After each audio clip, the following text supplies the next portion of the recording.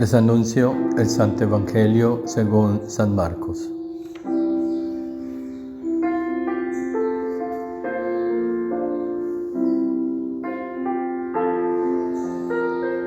En aquel tiempo dijo Jesús a la gente: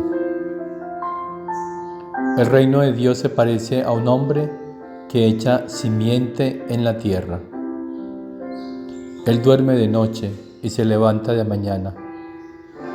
La semilla germina y va creciendo, sin que él sepa cómo. La tierra va produciendo la cosecha ella sola. Primero los tallos, luego la espiga, después el grano. Cuando el grano está a punto, se mete la hoz, porque ha llegado la siega. Dijo también: ¿con qué podemos comparar el reino de Dios? ¿Qué parábola usaremos? Con un grano de mostaza. Al sembrarlo en la tierra es la semilla más pequeña, pero después brota, se hace más alta que las demás hortalizas y echa ramas tan grandes que los pájaros pueden cobijarse y anidar en ellas.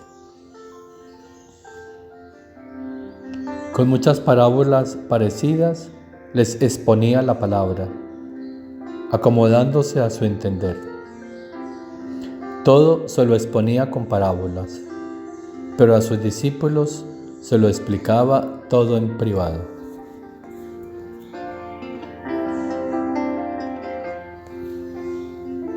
Palabra del Señor.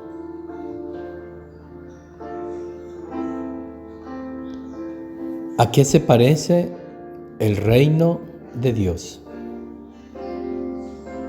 A Jesús le interesa el reino del Padre. Y por eso toda su predicación fue: conviértase, prepárese para el reino. Porque todo va en función del reino.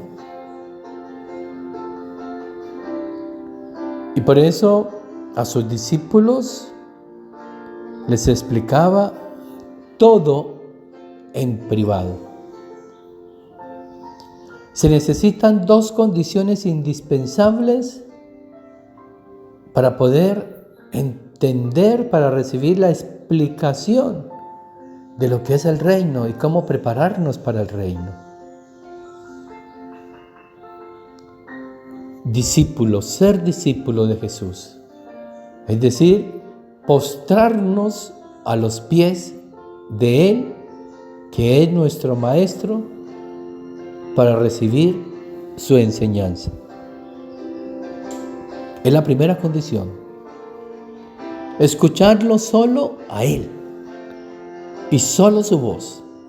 Escuchar estas verdades.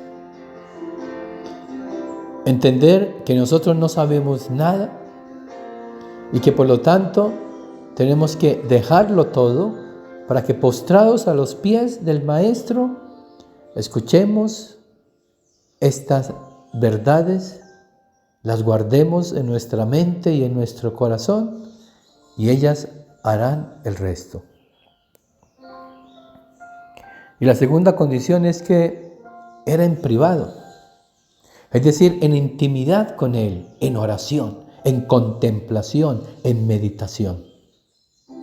Tenemos que tener una vida íntima con Jesús. Esto es entre Él y yo. Es una experiencia personal.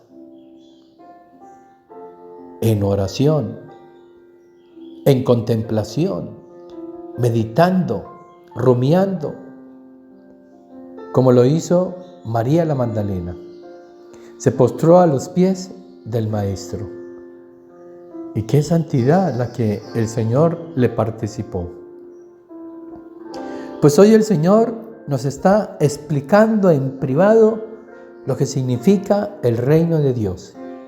Y lo hace a través de esta parábola de la semilla que se coloca en la tierra y de la semilla de mostaza.